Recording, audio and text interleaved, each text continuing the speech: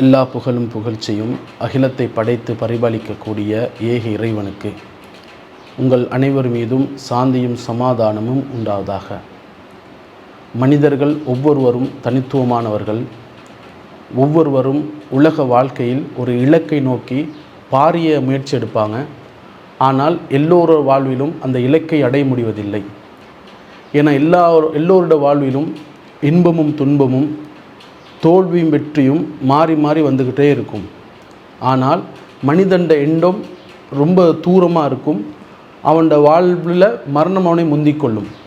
இதுதான் மனித வாழ்வில் நடக்கிறது.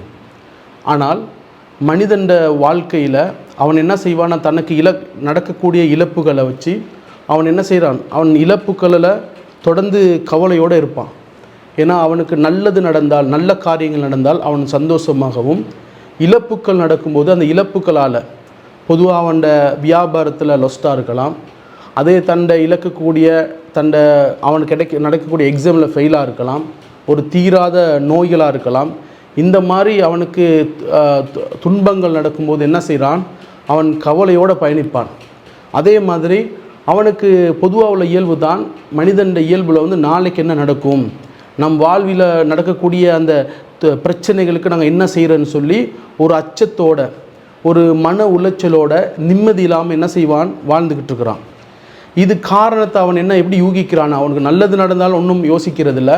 அவனுக்கு பாதிப்புக்கு நடக்கும்போது அவன் எப்படி யூகிக்கிறான்னா, அவனை யாரோ ஒருத்தரால் யாரோ ஒருத்தர் சூனியம் செஞ்சுருப்பார், அல்லது அவரோட கண்ணேரால் அவர் என்ன செய்ய எங்களுக்கு பாதிப்பு ஏற்படுத்தினால தான் எனக்கு இந்த மாதிரி இழப்பு நடந்திருக்குன்னு சொல்லி என்ன செய்கிறான், மனிதர்கள் மேலே சந்தேகம் கொள்கிறான். அதே மாதிரி அந்த பிரச்சனைகளை என்ன செய்கிறான், தான் செஞ்ச ஒரு காரணத்துக்காகத்தான், என்னால் தான் இந்த அநியாயம் நடந்துச்சுன்னு சொல்லி தன்னையே பழி போட்டு என்ன செய்கிறான், அவன் மன உளைச்சலோடு வாழ்ந்துக்கிட்டு இருக்கிறான்.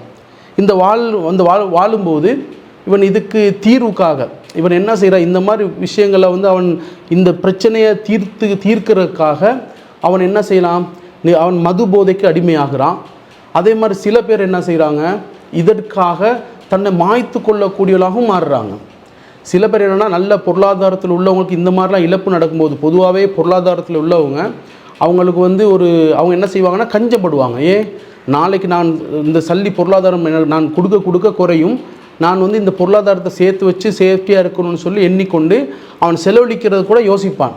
ஏன்னா அவன் நாளைக்குங்கிற அந்த ஒரு அச்சத்தோடு, அந்த பயத்தோடு தன் வாழ்க்கையை கழிக்கிறத நாங்கள் பார்க்குறோம். இதை ஒரு தன்னம்பிக்கை ஊட்டக்கூடிய மாதிரி நபிகள் நாயகம் ஸல்லல்லாஹு அலைஹி வஸல்லம் இதுக்கு ஒரு அழகிய ஒரு உபதேசம் செய்கிறாங்க. என்ன சொல்கிறாங்க, இந்த உலகமே ஒன்று திரண்டு உங்களுக்கு ஒரு நன்மை செய்ய நாடினாலும், இறைவன் எதை உங்களுக்கு நாடி இருக்கிறானோ, எதை அவன் என்ன செய்ய விதிச்சிருக்கிறானோ அது தவிர வேறு என்னுமே நடக்காது. இந்த உலகமே ஒன்று உங்களுக்கு தீங்கு செய்ய நாடினாலும், எது சரி உங்களுக்கு என்ன செய்யும், தீங்கு செய்ய பார்க்குறாங்க, துன்பம் செய்ய பார்த்தாலும், இறைவன் உங்களுக்கு எதை ஏற்படுத்தியிருக்கானோ அதை தவிர வேறு எந்த தீங்கும் செய்ய முடியாதுன்னு சொல்லி நபிகள் நாயகம் ஸல்லல்லாஹு அலைஹி வஸல்லம் ஒரு அழகிய உபதேசம் செய்கிறாங்க. ஏன்னா மனிதண்ட வாழ்க்கையில் அவனுக்கு ஒரு பயம், நாளைக்கு பொருளாதாரம் நிறைய இருந்தால் எனக்கு என்ன சரி யாரும் செஞ்சுருவாங்களோ, அதே மாதிரி நான் என்ன செய்யும், நான் ஏழையாகவே இருந்தால் எனக்கு என்ன சரி பாதிப்பாயிரோங்கிற ஒரு பயத்தோடு வாழ்கிறனால அழகிய ஒரு உபதேசமாக சொல்கிறாங்க. அதே மாதிரி இந்த உலக வாழ்க்கையை சொல்லும்போது நபிகள் நாயகம் ஸல்லல்லாஹு அலைஹி வஸல்லம் சொல்கிறாங்க, இந்த உலக வாழ்க்கை ஒரு சோதனை களம். இந்த சோதனை களத்தில் இன்பமும் துன்பமும் மாறி மாறி, இன்பமும் துன்பமும் இறைவண்ட புறத்திலிருந்து வரும் சோதனைக்காக.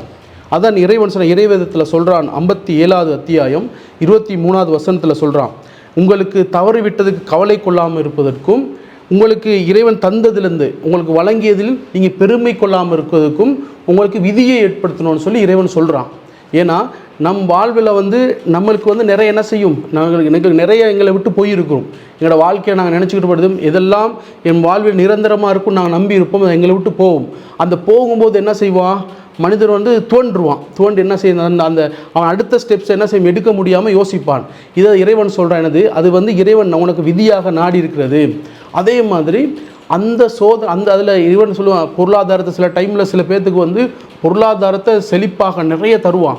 இப்படி தரும்போது என்ன செய்கிறான் மனிதன், தன்னை என்ன செய்வான், ஒரு ஆணவத்தோட, ஒரு கர்வத்தோட, ஒரு பெருமையோடு என்ன செய்கிறான் நடக்கிறத நாங்கள் பார்க்குறோம். இறைவன் சொல்கிறான், அது தர்றதும் இறைவனை விதிக்குது, இறைவன் உனக்கு தந்திருக்கிறான், நீ பெருமை அடிக்காமல் இருப்பதற்கும் தான் இந்த விதியை ஏற்படுத்தியிருக்கோன்னு சொல்லி அழகிய ஒரு உபதேசம் செய்கிறான்.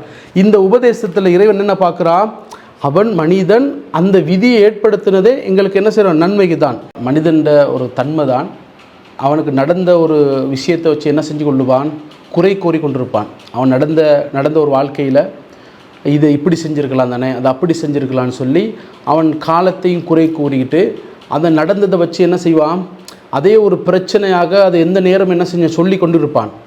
இதை நபிகள் நாயகம் ஸல்லல்லாஹு அலைஹி வஸல்லம் சொல்கிறாங்க, நடந்து முடிஞ்ச காரியங்களை அதை இப்படி செஞ்சுருக்கலாம் அப்படி செஞ்சுருக்கலான்னு சொல்லி இப்படி சொல்லாதங்க, அதை தடுத்துட்டு அந்த நடந்த காரியங்களில் நாங்கள் படிப்பினை எடுத்துக்கிட்டு அடுத்த கட்டத்துக்கு என்ன செய்யும், நீங்கள் எங்களோட வாழ்க்கையை அடுத்த கட்டத்துக்கு நாங்கள் நகர்ந்துடணும். ஏன்னா அதை நாங்கள் பேசினோம்னா, நடந்து முடிந்தங்களை பேசினோம்னா அது ஒரு எங்களுக்கு என்ன எங்களோட உள்ளத்தை பாதித்து கொண்டே இருக்கும். இதை நபிகள் நாயகம் ஸல்லல்லாஹு அலைஹி வஸல்லம் தடை செய்கிறாங்க. அதே மாதிரி பொதுவாக அவங்களுக்கு தெரியும், மனிதர்களோட ஒரு உள்ளத்தில் ஒரு பிரச்சனை தான், நம்மளை விட மேலுள்ளவங்களை பார்த்து தான் நாங்கள் என்ன செய்வோம், எங்களோட வாழ்க்கையை அமைச்சு கொள்வோம்.